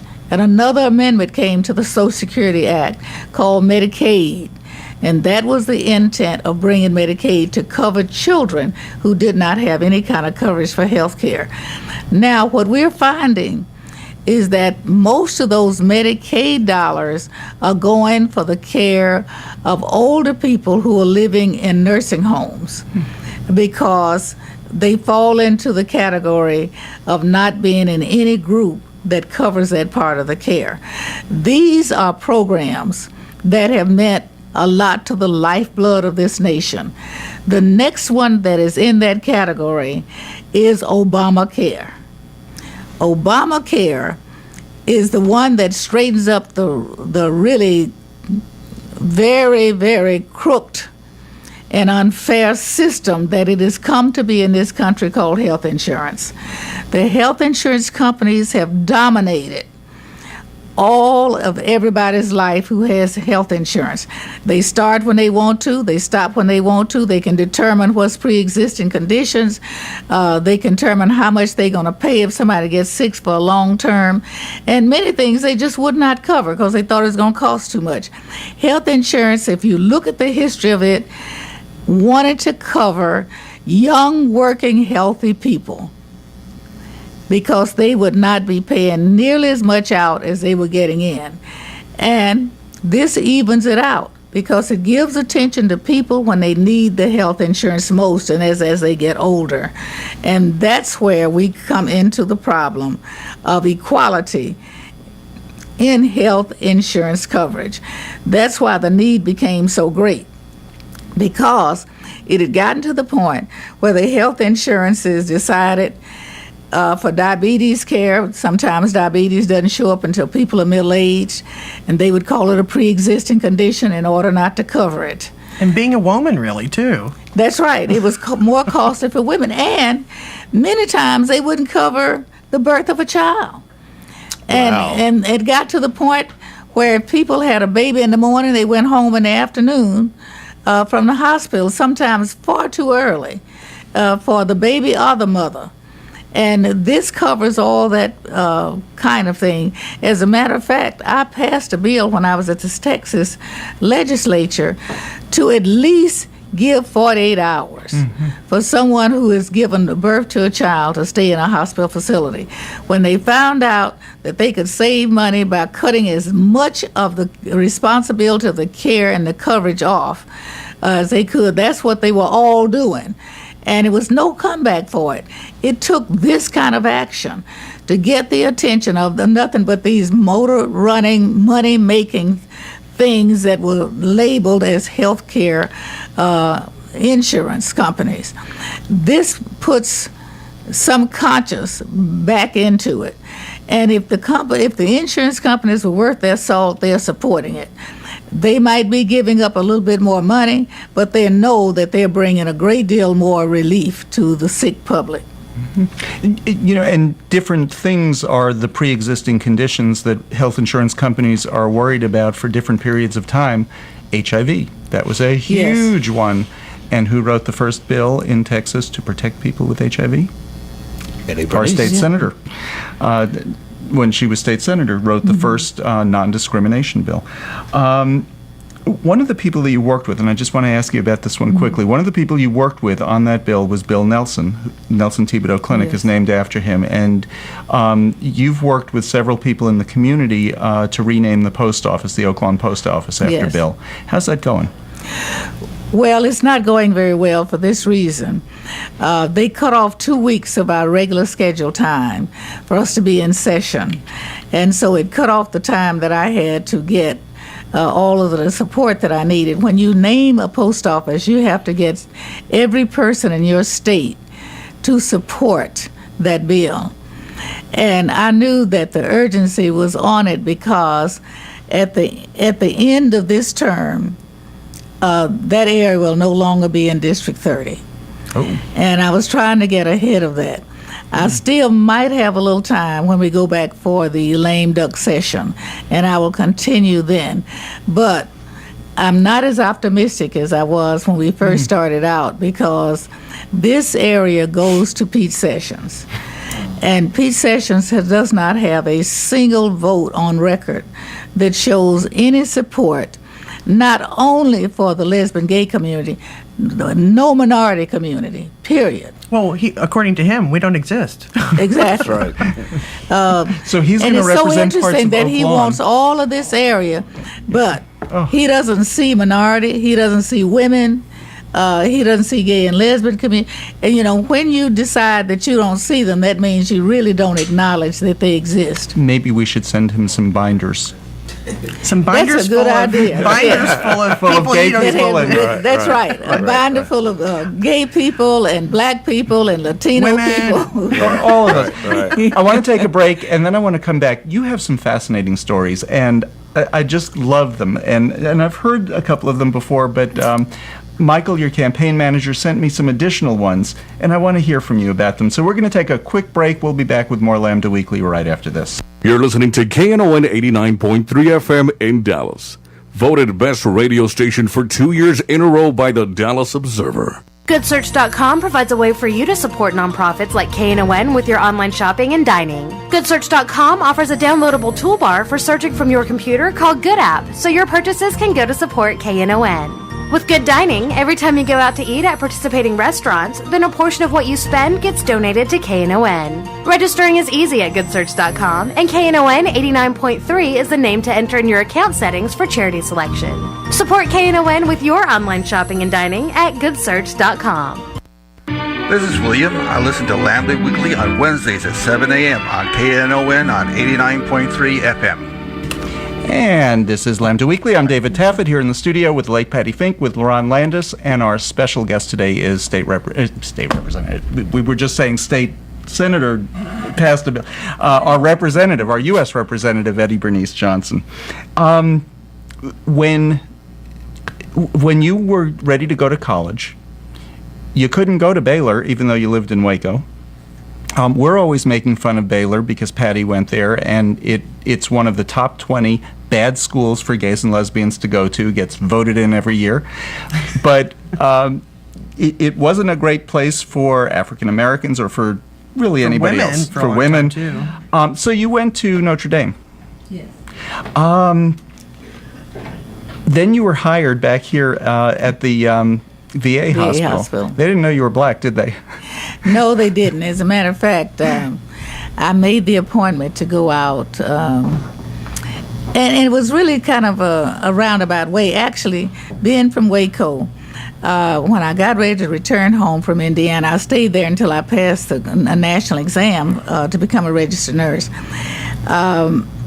I applied to go to the VA hospital in Waco, which is where my father worked, and I was single and living at home, so there was a law that says no two people from the same family could work the same service, and they only had one service there, which was psychiatry.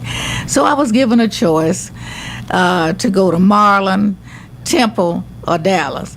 And of course, being young and just having graduated and not old enough to vote at that time, I chose Dallas. So I made the appointment and came to Dallas, and I was due to have an appointment with the chief nurse at 9 o'clock that morning, and I got there about 8:15 because I was riding the bus. And I waited and waited and waited.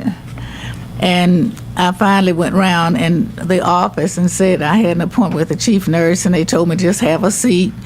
They would be back and as soon as she could see me. And then finally she said, well, we've been waiting on a nurse, Miss Johnson, that has not come here. And I said, my name is Eddie Bernice Johnson. And all this time they were waiting, I guess, to find somebody other than this black female sitting there, waiting for this 9 o'clock appointment. So about 11 o'clock, I went around and spoke to the chief nurse. Her name was Emma Pope. And so she said she'd be happy to have me come. It would be a new experience at that hospital, but she thought it would be worth it. I had put in to get a residence there on the premises, which they had available at the time that I applied, but suddenly it was filled and I couldn't stay there. So I was given 30 days to find housing and get started. And so I did find housing, and in 30 days returned there to start to work. It was a very interesting experience. I admit that I was a lot smaller than I am now and a lot younger looking. There were patients who would ask questions about my credentials, and I really had some of the better credentials of anybody else on the premises. So I was moved from place to place. There were 3 shifts, and in 1 week I might work all 3 of them. I went to the chief nurse and said, I'm not sure I could continue this. And she would encourage me to stay. She said, you owe it to your people to stay here and show you can do this. And so I stayed. And the shifts were 3:30 to 12, 7:30 to 4, and 12 to 8. Well, there was always a little overlap so that the relieving, the nurse coming on to relieve the nurse who was getting off would have enough time to give a report. Invariably, when I was working 3:30 to 12, they all knew that the last bus left in front of that hospital about 5 minutes past 12 o'clock. And there were several times that it seemed that I was purposely kept later than that bus. And there were several times where, if everybody now knows where that VA hospital is, it was in the same place back then, that I'd have to walk from that hospital all the way downtown to get a bus to go home. And I wouldn't be able to do that now. Number one, it's more development and it's not as safe. But that's when that hospital was out there almost all by itself. And walking like that was a pretty fearful experience, but that was the only way that I could leave there and get home sometime that night in order to get back to work the next morning. Yeah. And I find it fascinating that you say that the nurse told you that having you there would be a new experience. How did you do black nursing different than white nursing? Well, actually, to be quite honest with you, I had a lot more, in a lot of ways, more than what my colleagues had. My experience had been a bit broader. My education had been a bit broader. And I brought a lot to the table. I helped with the procedures. And at a point, they could just no longer deny that I had the professional skills to compete with anyone. And in addition to that, there would frequently be posters asking for volunteers to do certain things. And I was not married at the time, so I'd volunteer. And sometimes my volunteer work, I'd be sometimes the only nurse that would volunteer to do something outside their work. And there were times when my volunteer efforts would be turned down because I was African American. But I made a pretty good record of getting off early in the morning and going to West Dallas and giving polio vaccines as well as tuberculosis vaccine. So as I look back on what I was able to offer during that time, I have some appreciation for it myself, because I saw very few doing it, and yet I was willing to do it portions of time when I should have been resting, but also days off.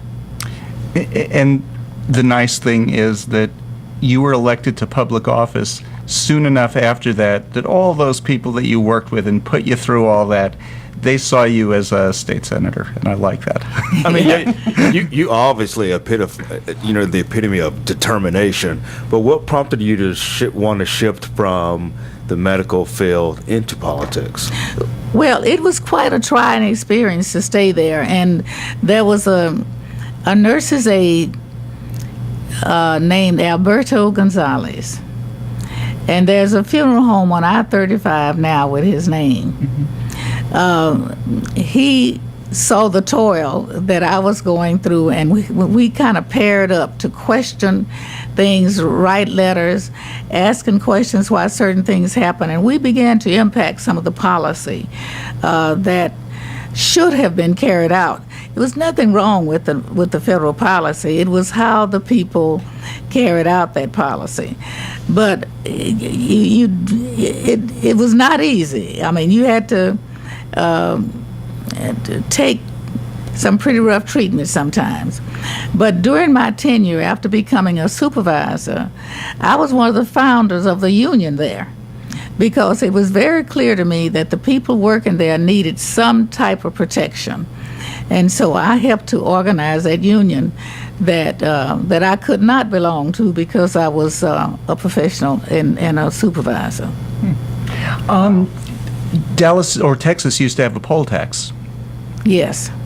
You went out and helped people pay their poll taxes, didn't you? Yes, I did help people register to vote.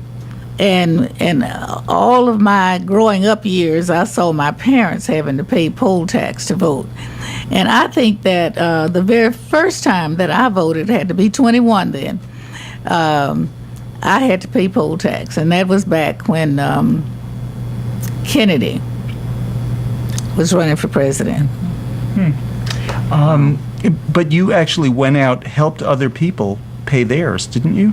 Yes, we were walking from door to door, and And people just, it wasn't that much, but people just didn't always have the money, but they had the desire. And so I tried to help where I could. I couldn't do a lot of it, but I was able to do some. Because that's just one of those things. In the first hour we were talking about voter suppression, and it's not a matter of how much it was. It's a matter of, it was a barrier to voting. The idea of it, yes. Yeah, just the idea of it that stopped people from registering. Well, I think it's so interesting that we are still battling this mentality that if you can't win fair and square, you got to rig the rules to keep people out and away from the vote.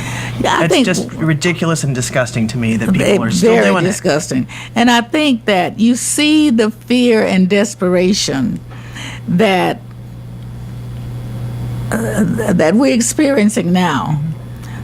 The population growth, and this country is a nation of immigrants, and we have immigrants from all over the world, and that's what has brought us to where we are. And in more recent years, we've had more and more immigrants come, and most of those immigrants have been able to experience the difference between how people have been treated. And so they're all beginning to look toward the Democratic side of the political spectrum for participation. This is very fearful, a fearful experience for most of the people that don't believe in rights for all. And you see all kinds of tactics going on to try to relieve them and deny them their opportunity to express themselves with the vote. And that's why it was so important to rig the redistricting, to try to put the voter ID. All of this is to deny people the right to vote for fear that they would not vote to continue to suppress rights of all people. If that was not an issue, you wouldn't see all of this business about trying to keep people from voting. Because when you have to think about it, think about who they're trying to keep from voting. They're not trying to keep everybody from voting. They're trying to keep young people who were a major part of voting for the president we have now, older people who were a major part, and minorities. Now, when they made the pledge that this would be a one-term president, they intended to interrupt that kind of vote. It's so interesting. The president that preceded the one we have now served 2 4-year terms in the White House, and it has been proven that he didn't win either term. And when the president that we have now, it was not left up to Florida to steal it, nor Ohio. He had a good, solid win. And so in order you can take a state, and you might be able to take 2, but you can't take 5 and 6 states. And so the idea was to try to interrupt as many states as possible. And even now in this state, the people are getting messages that it won't do any good to vote because you can't vote for Obama. You can vote for Obama. You can vote for anybody you want to. It's just that this is not considered a battleground state that he has the possibility of carrying. But I just said earlier this morning, you don't know who it's going to carry until after you vote. And for example, we have a U.S. Senate candidate on the ballot that I hope we can get elected, and many others. But the real reason why we're looking at all this voter suppression is because these mean-spirited people fear that their numbers are not going to be as great as the others. And they're trying to control who gets elected. It's been 18 years since there's been a statewide Democrat who's won. And one of the reasons that I think it's important for everybody to vote is as we get closer to actually being able to take one of those seats, it's going to encourage more people to run for those seats, and it'll encourage more people to donate to those people, and that's important. That's right. If they see that it's actually closer. That's exactly right. I've said to several people who are in a position to contribute, Paul Sadler needs some money. And they go, oh, he can't win. And my response has been, nobody wins without trying. I've never won without trying, and I've never seen anybody else win without trying. We've got to make sure we maximize our vote. I know for sure that when we can maximize all of the new immigrants that are here, and they're here from Mexico, India, Pakistan, all over the world, China, when we maximize that vote, we're going to vote for people and elect people who believe in the rights of all of these people. When you were elected to the state Senate, weren't you the first African-American woman elected to the Senate? Or at least since Reconstruction? From Dallas. Barbara Jordan was the first. Barbara Jordan was the first, of course. Of course, well... I'm Miss Barbara. I'm Miss Ann. I'm Miss Molly. Right. Yes. Put them in a binder. Yeah. Right. That is the answer for everything. It is. I know you're very close with Rick Perry. He came out, somebody came out this week and said they thought he's going to run again. Do you think? I read that. It's frightening. I just wanted to get you started. Oops. You can go to our podcast and take a look at the face that she made when I said good friend of Rick Perry. Well, I'll tell you, I knew Rick Perry back when he was a Democrat, and he was a pretty moderate Democrat and a very approachable person. Then when he decided to run statewide and switch to Republican in order to beat Jim Hightower, it's just something about changing parties must have started working on his brain, because he's been totally different to the point where even the nation thinks he's crazy. And I've had people all over the country to say to me, how do you elect somebody like that to be governor? And then I read that he's thinking about running again. In my last town hall meeting that I had, an e-town hall meeting, one of the questions was, is there a fund that we could access to get a mental examination of our governor? Oh my, it would break in some money, I bet. It would. Has there been any effort to change or to put term limits on the governorship here in Texas? Back in. Yeah, Well, actually, I thought there were term limits, because when I was in the House, we passed a constitutional amendment. At first, the governor terms in Texas were 2 years. When Governor Dolph Briscoe was governor, we passed a constitutional amendment to allow for the terms to be 4 years. And I thought it was limited to 2 4-year terms. Now, Governor Perry went in with right after Governor Bush won a second term, he left and became president. That gave him the rest of that term, and then he had the opportunity to run 2 full times, and he's done that. So I can't figure out what interpretation had got in the way. I need to go back and check that myself. I didn't think he was eligible to run another time. But he is seemingly thinking about it. I think that any Texan, be they Democrat or Republican, who would elect him governor of this state again, really shows a very, very deep lack of intelligence. We could use the money in that fund to check them out, too. Exactly. That's right. I think that would be good. I mean, this man is an embarrassment to the nation. And the kind of decisions he's made, when we went to get additional education money for this state as a delegation of people in Washington, he took that money and replaced what the legislature had appropriated for education and put the education money the state had appropriated into the rainy day fund, which he promptly gave $50 million to Texas A&M, his alma mater. It just didn't make any kind of sense. And it also showed a disinterest in educating our young people in this state. When everybody in the nation is talking about how important education is, how important it is to have skills, to have jobs for today and tomorrow, and he is putting education money in his rainy day fund and passing out money to companies who donate money to his campaign for all the opportunities. It is beyond reason. It is beyond intelligence. I don't know where his commitments are. It's not this state. Representative Eddie Bernice Johnson, she represents District 30, so if you're in that district... I'm up for re-election. She is up for re-election.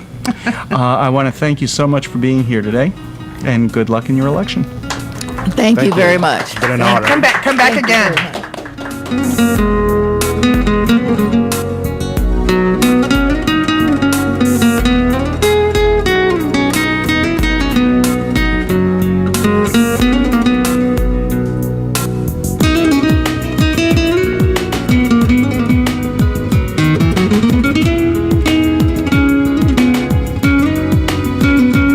You're listening to KNON 89.3 FM in Dallas, the voice of the people, voted best radio station for music 2 years in a row by the Dallas Observer.